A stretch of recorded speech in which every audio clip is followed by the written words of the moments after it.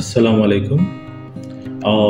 টেবলের গত ৩ টে ক্লাসে আমরা দেখেছিলাম যে কিভাবে একটা টেবল মেক করা লাগে, একটা টেবল কিভাবে কাস্টমাইজ করা লাগে এবং একটা টেবল কিভাবে ডিজাইন এড করা লাগে। সো এগুলো দিয়ে আজকে আমরা ছোটোখাটো একটা টেবলের কাজ করব, একটা প্রজেক্ট তৈরি করব। সো ফার্স্টে যদি আমি এই জায়গায় একটু দেখাই, যেমন এইখানে একটা টেবল ড্র করা আছে যেটা আমাদের গুগল থেকে নেওয়া। এখন যদি আমরা এই টেবিলটা মেক করতে চাই, তো ফার্স্টে আমরা দেখবো এখানে র কয়টা আছে এবং কলাম কয়টা আছে।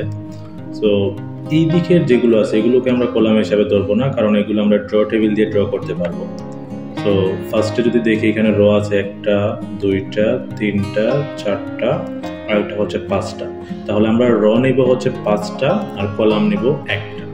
সো এখন যদি আমি টেবিলে গেলাম, টেবিল ইনসার্ট টেবিল, কলাম হচ্ছে নিলাম 1টা, র নিলাম হচ্ছে 5টা, করলাম ওকে, টেবিলটা একটু বড় করে নিলাম।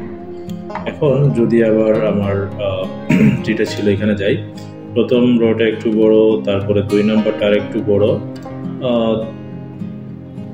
3 নম্বর 4 নম্বরটা আর একটু বড়। সো এইখান থেকে আমি 2 নম্বরটা একটু বড় করলাম, ওকে, 3 নম্বর 4 নম্বরটা হচ্ছে আর একটু বড় করে নিলাম। সো আবার যদি এখানে একটু দেখি যে প্রথম রোর মধ্যে এবং 3 নম্বর রোর মধ্যে একটু কালার করা আছে, ওকে ফাইন। তাহলে আমরা প্রথম রো যেটা আছে এটার মধ্যে একটা কালার করলাম, ধরেন এই কালার। 3 নম্বর রোর মধ্যে আবার আরেকটা আমরা এখান থেকে সেম কালারে ধরেন করে নিলাম। তারপরে হচ্ছে আমাদের যে ড্র টেবিল দিয়ে এখানে তাহলে টান আছে, একটা এই কালার থেকে আসছে 1টা 2টা 3টা 4টা, ওকে। সো আমরা আমাদের টেবিলে গিয়ে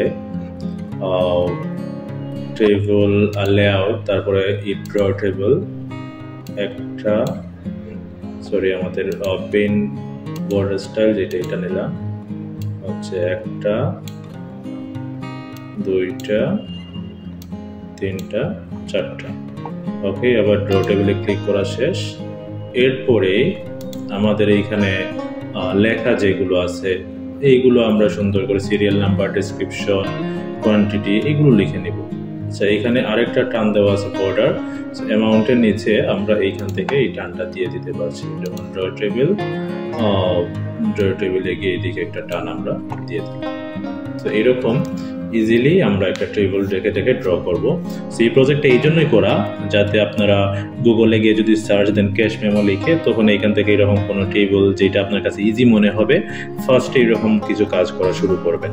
তারপরে ধীরে ধীরে যেগুলো একটু ডিফারেন্ট স্টাইলে থাকবে এগুলো নিজে নিজে একটু করার চেষ্টা করবেন, ইনশাল্লাহ পারা যাবে। তো এই যে দেখেন এখানে ক্যাশ মেমো লিখে সার্চ দিয়েছিলাম, সো এখানে ইজিয়েস্ট একটা দেখিয়েছি। এর পরের প্রজেক্টে আমি আরেকটু ডিফারেন্ট স্টাইলের একটা দেখাবো।